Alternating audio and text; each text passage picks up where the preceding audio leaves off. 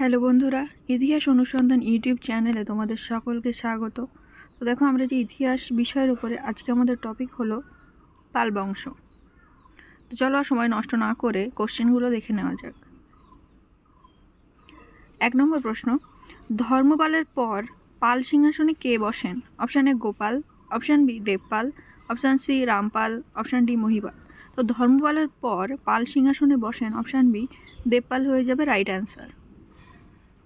Next দেখো, 2 নম্বর question, দেবপালের রাজত্বকাল ছিল option A 812 থেকে 850 খ্রিস্টাব্দ, অপশান বি 750 থেকে 812 খ্রিস্টাব্দ, অপশান সি 775 থেকে 800 খ্রিস্টাব্দ, অপশান ডি 850 থেকে 872 খ্রিস্টাব্দ।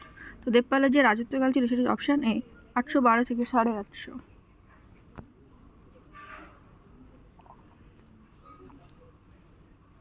তো বন্ধুরা, ভিডিওতে এগিয়ে যাওয়ার আগে তোমরা বলবো, যারা তোমরা এখনও আমাদের চ্যানেলটি সাবস্ক্রাইব করোনি অবশ্যই সাবস্ক্রাইব করে নিও এরকম নতুন নতুন ভিডিও পাওয়ার জন্য। আমরা প্রতিদিন বিভিন্ন টপিকের ওপর থেকে কিন্তু 50টা কি 30টা কি 25টা করে কোশ্চেন আনছি। তো এরকম ভিডিও দেখার জন্য অবশ্যই আমাদের চ্যানেলটিকে সাবস্ক্রাইব করে নিও। নেক্সট দেখো, 3 নম্বর প্রশ্ন, নিম্নোক্তদের মধ্যে দেবপালের মন্ত্রী কে ছিলেন? Option A Garga, option B Chanakya, option C Darbhapani, option D বর্ষসাকর। তো দেবপালের মন্ত্রী ছিলেন অপশান সি দর্ভপাণি। নেক্সট দেখো, 4 নম্বর প্রশ্ন, সোমপুর বিহার নির্মাণ করেন কে বা কে নির্মাণ করেন? Option A Dharmapal, option B Rampal, option C Devpal, option D Gopal. তো সোমপুর বিহার নির্মাণ করেন অপশান এ ধর্মপাল। তো দেখো, 5 নম্বর প্রশ্ন, কোন পাল রাজা পরমেশ্বর পরম ভট্টারক মহারাজাধিরাজ উপাধি নেন? Option A Gopal, option B Dharmapal, option C Rampal, option D Devapala. তো অপশান বি ধর্মপাল আমাদের হয়ে যাবে রাইট অ্যান্সার।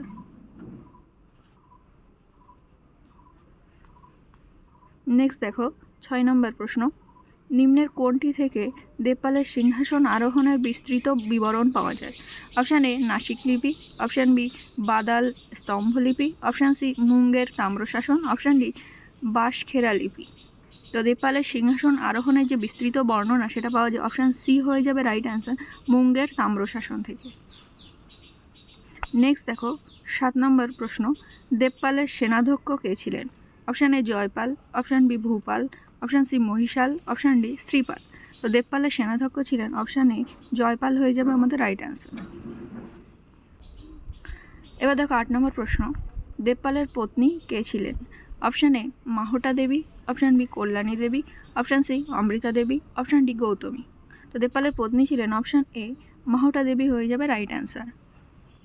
তো এবার আমরা 9 নম্বর প্রশ্নটা দেখব, দেবপালের সমসাময়িক তিব্বত রাজা কে ছিলেন?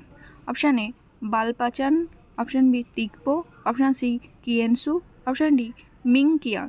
তো দেবপালের সমসাময়িক তিব্বত রাজা ছিলেন অপশান এ হয়ে যাবে রাইট অ্যান্সার, বালপাচান। নেক্সট দেখো, 10 নম্বর প্রশ্ন, উত্তরের কলচুরিরা বাংলা আক্রমণ করে কার আমলে? অপশান এ প্রথম মহিপালের আমলে, অপশান বি বিগ্রহপালের আমলে, অপশান সি রামপালের আমলে, অপশান ডি গোপালের আমলে। তো উত্তরে যে কলচুরিরা বাংলা আক্রমণ করেছিল সেটা হলো অপশান এ প্রথম মহিপালের আমলে। নেক্সট দেখো, 11 নম্বর প্রশ্ন, কোন পাল রাজাকে সৌগত বলা হয়? অপশান এ রামপালকে, অপশান বি দ্বিতীয় বিগ্রহপালকে, অপশান সি বিগ্রহপালকে, অপশান ডি মহিপালকে। তো সৌগত বলা হয় অপশান বি দ্বিতীয় বিগ্রহপালকে। নেক্সট দেখো, 12 নম্বর প্রশ্ন, প্রথম মহিপালের রাজ্য পুনরুদ্ধার সম্পর্কে জানা যায় কোন লেখ থেকে? অপশান এ বাণগড় লেখ, অপশান বি ভিটারি লেখ, অপশান সি মুঙ্গের লেখ, অপশান ডি বাদাল লেখ। তো প্রথম মহিপালের রাজ্য পুনরুদ্ধার সম্পর্কে যে তথ্য সেটা জানা যায় অপশান এ বাণগড় লেখ থেকে। নেক্সট দেখো, 13 নম্বর প্রশ্ন, প্রখ্যাত বৌদ্ধ পণ্ডিত অতীশ দীপঙ্কর কার সমসাময়িক ছিলেন? অপশান এ রামপালের, অপশান বি নয়াপালের, অপশান সি প্রথম মহিপালের, অপশান ডি বিগ্রহপালের। প্রথম বৌদ্ধ পণ্ডিত অতীশ দীপঙ্কর তিনি ছিলেন অপশান বি নয়াপালের সমসাময়িক। দেখো, এবার 14 নম্বর কোশ্চেন, কৈবর্ত বিদ্রোহ কার আমলে ঘটে? অপশান এ রামপালের আমলে, অপশান বি বিগ্রহপালের আমলে, অপশান সি দ্বিতীয় মহিপালের আমলে, অপশান ডি ধর্মপালের আমলে। তো এই যে কৈবর্ত বিদ্রোহ হয়েছিল সেটা হলো অপশান সি দ্বিতীয় মহিপালের আমলে। 15 নম্বর প্রশ্ন, কৈবর্ত বিদ্রোহের নেতা কে ছিলেন? Option A Divya, option B চষ্টল, অপশান সি গর্ণ, অপশান ডি রামা কৈবর্ত। তো কৈবর্ত বিদ্রোহের নেতা ছিলেন অপশান এ দিব্য। তো ভিডিওতে এগিয়ে যাওয়ার আগে আবার আরেকবার বলবো যে যদি তোমরা এখনও আমাদের চ্যানেলটিকে সাবস্ক্রাইব না করে থাকো তাহলে অবশ্যই কিন্তু সাবস্ক্রাইব করে নিও এরকম নতুন নতুন ভিডিও পাওয়ার জন্য। আর আমরা তোমাদের জন্য একটি কিন্তু ফ্রি মক টেস্ট সিরিজ নিয়ে এসেছি। তো তোমরা যারা আসন্ন মাদ্রাসা সার্ভিস কমিশনের পরীক্ষা দেবে এবং এছাড়া স্কুল সার্ভিসের পরীক্ষা দিতে চলেছো তারা কিন্তু ফ্রিতেই এই মক টেস্টগুলো দিতে পারো। আমাদের ডেসক্রিপশান বক্সে একটি লিঙ্ক দেওয়া আছে হোয়াটসঅ্যাপ গ্রুপে, সেই লিঙ্কে কিন্তু তোমরা জয়েন করে সেই মক টেস্টগুলো ফ্রি অফ কস্টে দিতে পারো।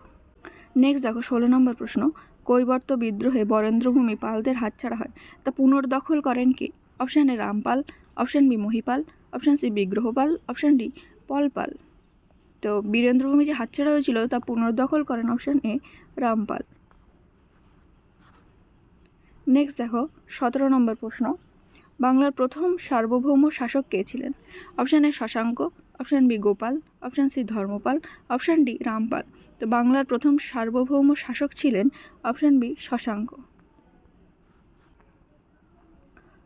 তো 18 নম্বর কোশ্চেন, শশাঙ্ক কোন ধর্মাবলম্বী ছিলেন? অপশান এ বৌদ্ধ, অপশান বি ব্রাহ্মণ্য, অপশান সি জৈন, অপশান ডি শৈব। শশাঙ্ক ছিলেন অপশান ডি শৈব ধর্মাবলম্বী। নেক্সট দেখো 19 নম্বর প্রশ্ন, শশাঙ্কের মৃত্যু হয় কত খ্রিস্টাব্দে? অপশান এ 635 খ্রিস্টাব্দ, অপশান বি 637 খ্রিস্টাব্দ, অপশান সি 636 খ্রিস্টাব্দ, অপশান ডি 638 খ্রিস্টাব্দ। তো শশাঙ্কের মৃত্যু হয় অপশান বি 637 খ্রিস্টাব্দ হয়ে যাবে এখানে আমাদের রাইট অ্যান্সার। নেক্সট দেখো 20 নম্বর প্রশ্ন, শশাঙ্কের মৃত্যুর পরবর্তী সময় বাংলার ইতিহাস পরিচিত কী হিসাবে? অপশান এ সুবর্ণযুগ, অপশান বি মৎস্যনয়, অপশান সি গৌরব যুগ, অপশান ডি মহাকাব্যিক যুগ। তো শশাঙ্কের মৃত্যুর পরবর্তী সময় বাংলার ইতিহাস পরিচিত ছিল অপশান বি মৎস্যনয় হিসেবে। নেক্সট দেখো 21 নম্বর প্রশ্ন, বাংলার ইতিহাসে মৎস্যনয় সময়কাল কত? অপশান এ 650 থেকে 750, অপশান বি 700 থেকে 800, অপশান সি 600 থেকে 700, অপশান ডি 750 থেকে 850। যে মৎস্যনয়ের সময়কাল সেটা হলো অপশান এ 650 থেকে 750 খ্রিস্টাব্দ। নেক্সট দেখো 22 নম্বর প্রশ্ন, গৌড় ভুজঙ্গ বলা হয় কাকে? অপশান এ গোপালকে, অপশান বি শশাঙ্ককে, অপশান সি দেবপালকে, অপশান ডি হর্ষবর্ধনকে। তো গৌড় ভুজঙ্গ বলা হয় অপশান বি শশাঙ্ককে। নেক্সট দেখো 23 নম্বর প্রশ্ন, কে শশাঙ্ককে নরাধাম বলেছেন? Option A Hiuen Tsang, option B Harshavardhana, option C Fa Hien, option D Devapala. তো শশাঙ্ককে নরাধাম বলেছেন অপশান এ হিউয়েন-সাং। নেক্সট দেখো 24 নম্বর কোশ্চেন, পাল বংশের প্রতিষ্ঠাতা কে ছিলেন? Option A Gopal, option B Rampal, option C Devpal, option D Mahipal. Pala বংশের প্রতিষ্ঠিত অপশান এ গোপাল। নেক্সট 25 নম্বর প্রশ্ন, খলিমপুর তাম্রশাসন কার আমলে উৎকীর্ণ হয়? অপশান এ গোপালের আমলে, অপশান বি দেবপালের আমলে, অপশান সি ধর্মপালের আমলে, অপশান ডি বল্লাল সেনের আমলে। তো খলিমপুর যে তাম্রশাসন সেটা অপশান সি ধর্মপালের আমলে উৎকীর্ণ হয়। নেক্সট দেখো 26 নম্বর কোশ্চেন, মুঙ্গের তাম্রশাসন ও নালন্দা তাম্রশাসন কার আমলে উৎকীর্ণ হয়? অপশান এ দেবপালের আমলে, অপশান বি ধর্মপালের আমলে, অপশান সি বল্লাল সেনের আমলে, অপশান ডি শশাঙ্কের আমলে। তো এই যে মুঙ্গের তাম্রশাসন ও নালন্দা তাম্রশাসন এটা অপশান এ দেবপালের আমলে উৎকীর্ণ হয়। নেক্সট দেখো 27 নম্বর প্রশ্ন, জগজ্জীবনপুর তাম্রশাসন কার কার আমলে উৎকীর্ণ হয়? অপশান এ দেবপালের আমলে, অপশান বি হর্ষবর্ধনের আমলে, অপশান সি শশাঙ্কের আমলে, অপশান ডি মহেন্দ্র পালের আমলে। এই জগজ্জীবনপুর তাম্রশাসনের অপশান ডি মহেন্দ্র পালের আমলে উৎকীর্ণ হয়।